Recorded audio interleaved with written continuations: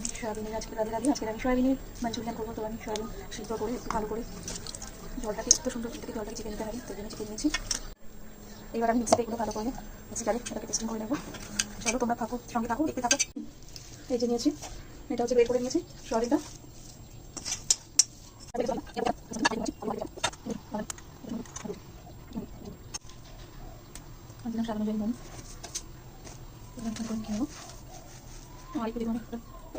Cornflour 2 চামচ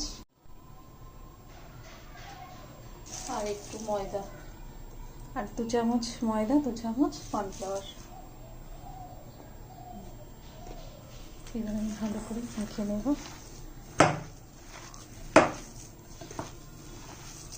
আমি কিন্তু একটুকু জল দিইনি, তো আমি কিন্তু এটা একটুকু জল দেবো না। এটা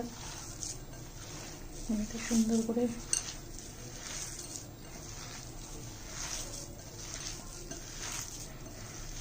আচ্ছা, এটাই কিন্তু একটু রসুন গ্রেট করে, তারপরে যারা পেঁয়াজের পাতাটা ওটাও একটু কুচি করে দেওয়া যায়, কিন্তু আমি যেহেতু এটা সম্পূর্ণ নিরামিষ করছি, আজকে শনিবার, তো আমার আজকে নিরামিষ, তো আজকে আমি পুরোটাই নিরামিষ।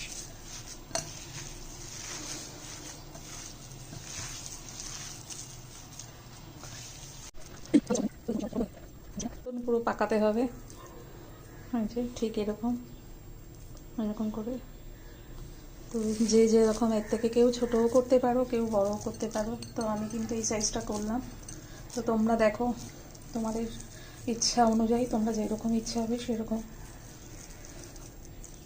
দেখো একদম কিন্তু নাড়ুর মতন পুরো পাক হয়ে গেছে। মানে এত সুন্দর রাউন্ড বা গোল হয়েছে। তো তোমরা দেখতে পাচ্ছ নিশ্চয়ই, পুরো নাড়ুর মতন একদম। নাড়ু বলতে পারো, মোয়া বলতে পারো।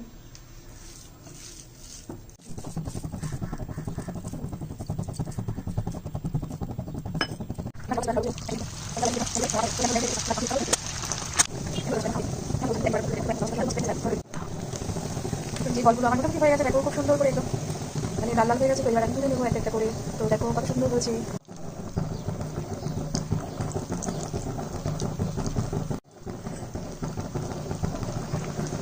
তারপরে আমি আরও 4টের মতন ছিল, তো সেটাও আমি দিয়ে দিলাম।